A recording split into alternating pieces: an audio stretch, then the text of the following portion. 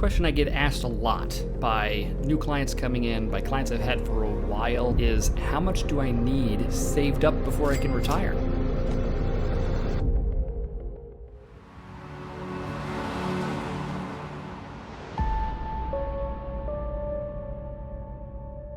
My name is Michael Carlson. I am a financial advisor at Carlson Wealth Advisors.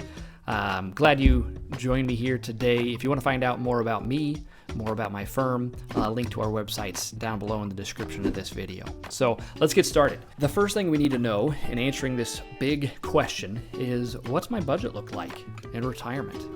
Now keep in mind, retirement is going to be very different than your regular working years. Your schedule is going to be very different, first of all. No longer do you have the days of 9 to 5, Monday through Friday, where you got to be in this place and then you get to go home. You get to control that. Your priorities, your perspective changes. Perhaps you want to spend more time with family, and maybe they're located all across the country, all around the world. So that's the first thing we really need to hone in on before we can even start to answer that question of how much do you need. For the purposes of today's video, I'm just going to pick $10,000 a month. Let's say that's what you need to live on. And again, it's different for everybody, so don't go ask your neighbor. Don't go ask your cousin. Figure that out for yourself. Little homework for you. Once you've got that figured out, the next thing we want to look at is, what are our fixed income sources? These are things like Social Security. These are things like pensions. We take those numbers and we're going to subtract it from whatever our need is.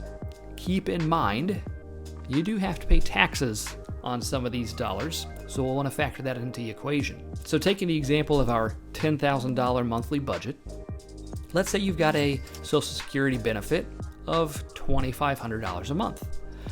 You withhold 20% for federal and state taxes, and you're left with $2,000. So now instead of $10,000, we only need to come up with an additional $8,000 a month. Let's say you're one of those people who has a pension. Still many people who do. I'm going to keep the math really easy for me here and say it's another $1,250 a month. And we're withholding that same 20% for federal and state taxes.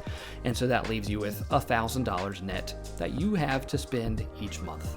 Now instead of $10,000 or $8,000, we've got to come up with $7,000 every month. Now the fun begins. So we're left with $7,000 in this situation, and there's a really simple trick that we can use. A financial advisor came up with decades ago. You may have heard of it before. It's called the 4% rule.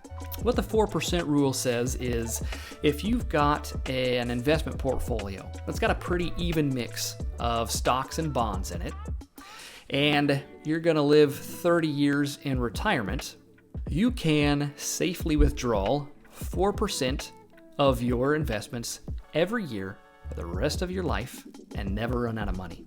And that's using historical data going back a long time. Of course, your situation may be different.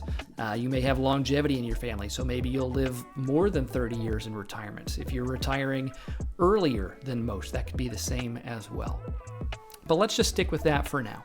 Plan to live 30 years in retirement, and you've got a $7,000 a month need that you need to cover.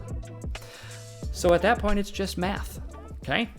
I know a lot of you don't like that. I'm one of those weird people that does, so I'll do that math for you just in case your number happens to be $7,000 a month. What you're going to want to do is take your number times 12 to come up with an annual number. Okay, so if it's $7,000 a month, you're going to need $84,000 a year in order to live that lifestyle.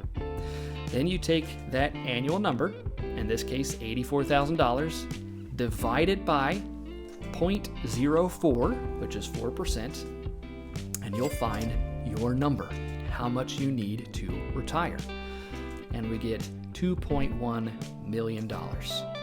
Now, if you've got that saved up already, and you think it'll be about 30 years in retirement if you were to retire today or next year or whatever it might be, then we've got a pretty good solution right there. Put together a well-balanced portfolio of about that amount and go and enjoy your retirement. It's really as simple as that. That being said, of course, everybody's situation is different. How their pension works might be different. how their healthcare benefits work might be different. A lot of things to consider, but that should give you a pretty good start in understanding what you're going to need to have saved for retirement. Of course, if you have any questions, we'd love to hear from you to help answer that question for you.